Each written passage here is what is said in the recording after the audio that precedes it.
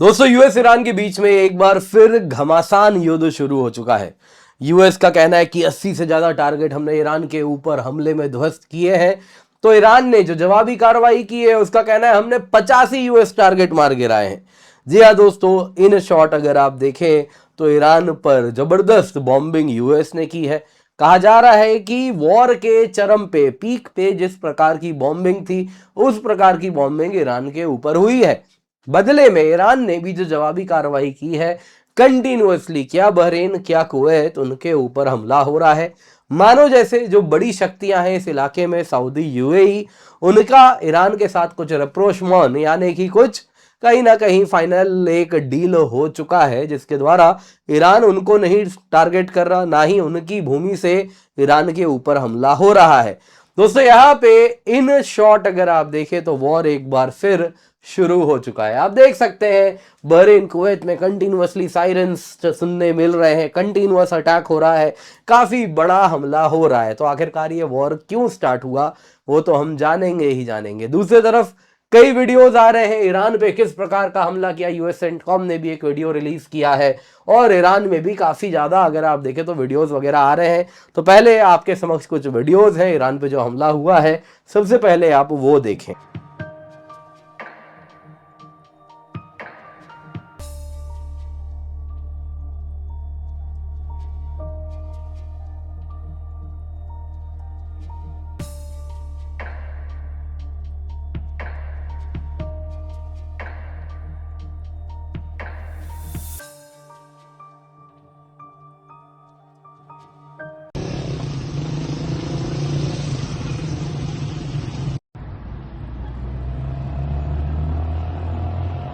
Voj.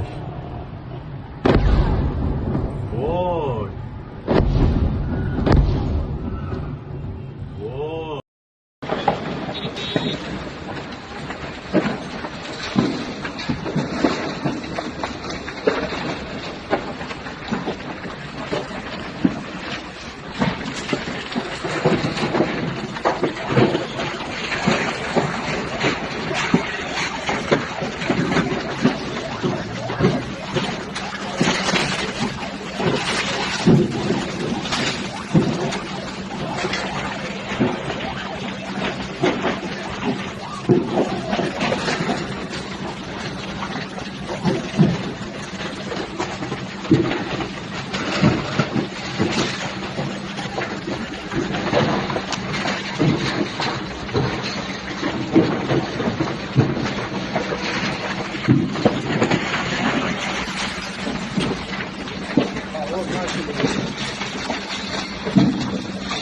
दोस्तों ये जो वॉर के रीस्टार्ट होने की टाइमिंग है ये बड़ी क्रिटिकल है।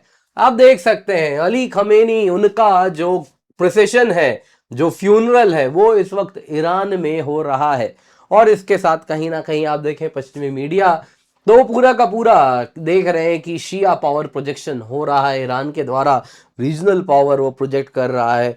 तो क्लियरली ईरान में जो आक्रोश है, जो फरवरी से हो रहे इस वॉर में अब तक कहीं पीछे जा चुका था, वो अब वापस फोरफ्रंट पे है। और उस वक्त जब ये हमला रीस्टार्ट हो रहा है तो यहाँ पे ईरान में कई लोग जो कि सॉफ्ट अलाइनमेंट वाले जो लोग थे, जो कि कहीं ना कहीं आप देखें तो चाहते थे कि अब वॉर को खत्म करना है, पीछे हटना है, वहां पे दोस्तों आज वापस से आक्रोश अपने पीक पे है। क्योंकि ये जो मेमोरीज है ये वापस आ रही हैं सड़क पे, जब लाखों की तादाद में लोग इस प्रकार से प्रोसेशन में जा रहे हैं।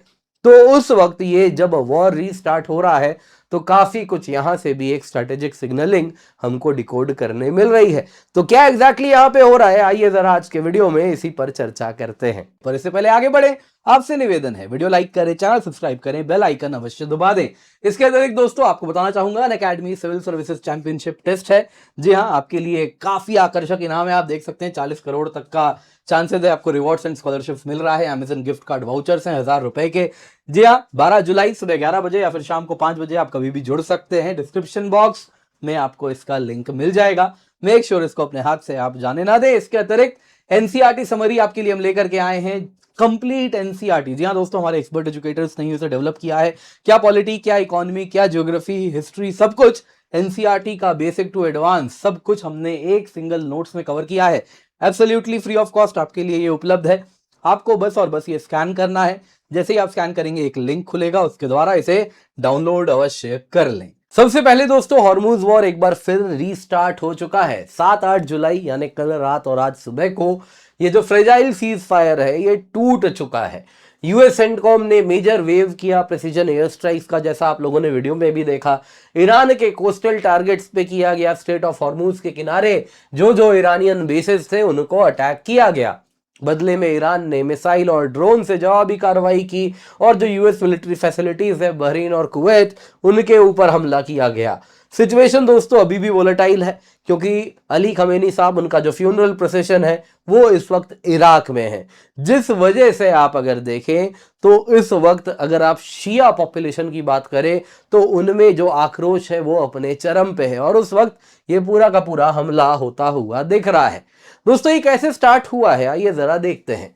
दोस्तों कहानी शुरू होती है 7 जुलाई को, जब कई commercial vessels strait of Hormuz पार करना चाह रहे थे। और ये जब पार कर रहे थे तो देखिए दोस्तों, दरअसल हॉर्मुज को पार करने के दो रास्ते अब हो गए हैं। एक रास्ता है जो कहता है कि आप ईरानियन टेरिटोरियल वाटर से होके आएंगे और जाएंगे। दूसरा रास्ता है वो कहता है नहीं जी, आप ओमानी टेरिटोरियल वाटर से होके आएंगे और जाएंगे। अब दोस्तों यहां पे अगर आप देखें तो जो ईरान का कहना है कि जो भी जहाज को हॉर्मुज पार करना है वो ईरानियन वाटर से ही होके जाना है, लेकिन अमेरिका कह रहा है ऐसे कैसे, ओमानी वाटर से जाइए, एक पैसा भी किसी को देने की आवश्यकता नहीं है।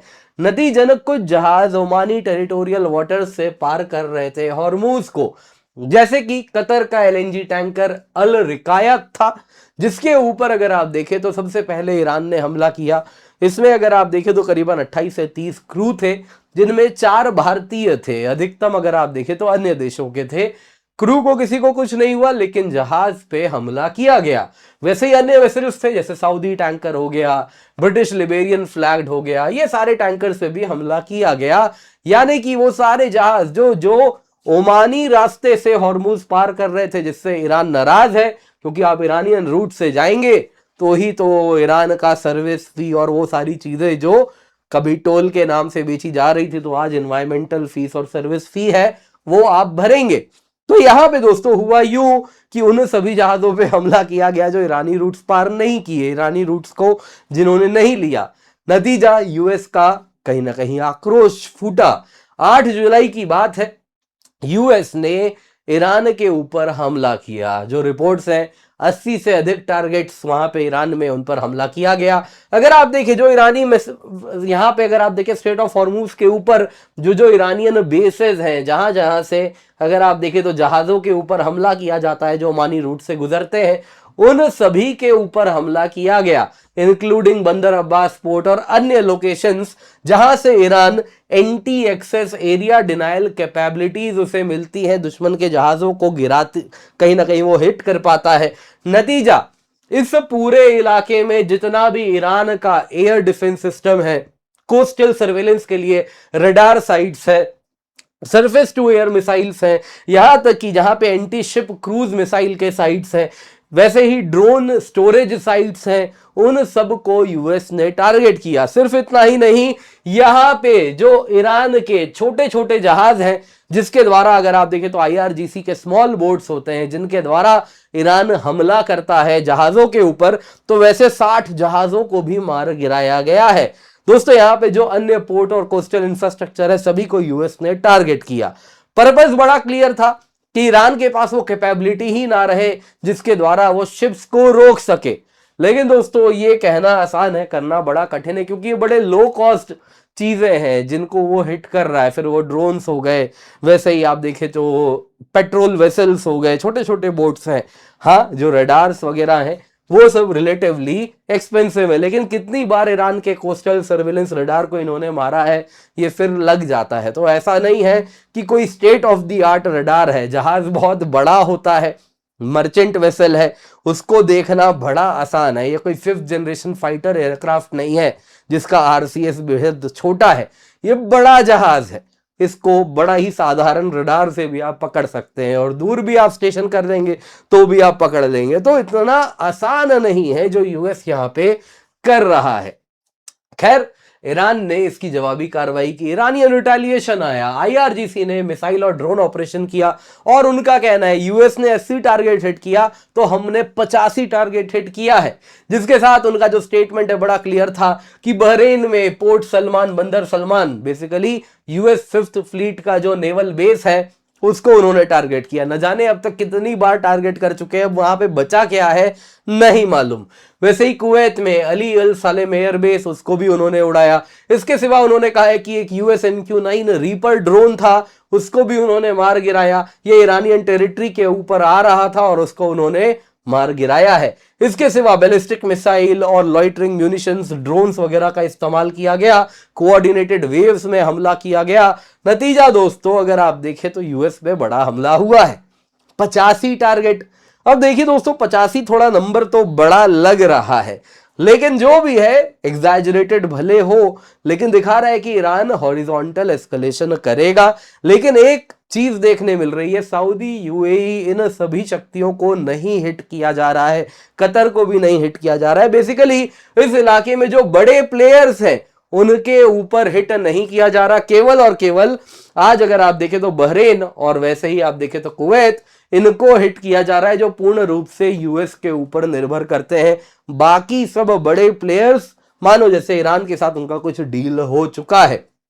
खैर, ईरान की विलिंगनेस दिख रही है कि वो यूएस के ऊपर बड़ा नुकसान पहुंचाने को तैयार है और इस प्रकार से यूएस यदि हिट करता है तो जवाबी कार्रवाई होगी। दोस्तों बॉटम लाइन क्या है, आखिरकार यहां हो क्या रहा है? देखिए दोस्तों, एक बात आपको समझना होगा कि हॉर्मूज कोर इशू है। यूएस के लिए हॉर्मूज को ओपन रखना, ठीक वैसे ही जैसे वॉर के पहले वो था, वो बेहद इंपॉर्टेंट है कि इंटरनेशनल मैरीटाइम रूल्स लगे।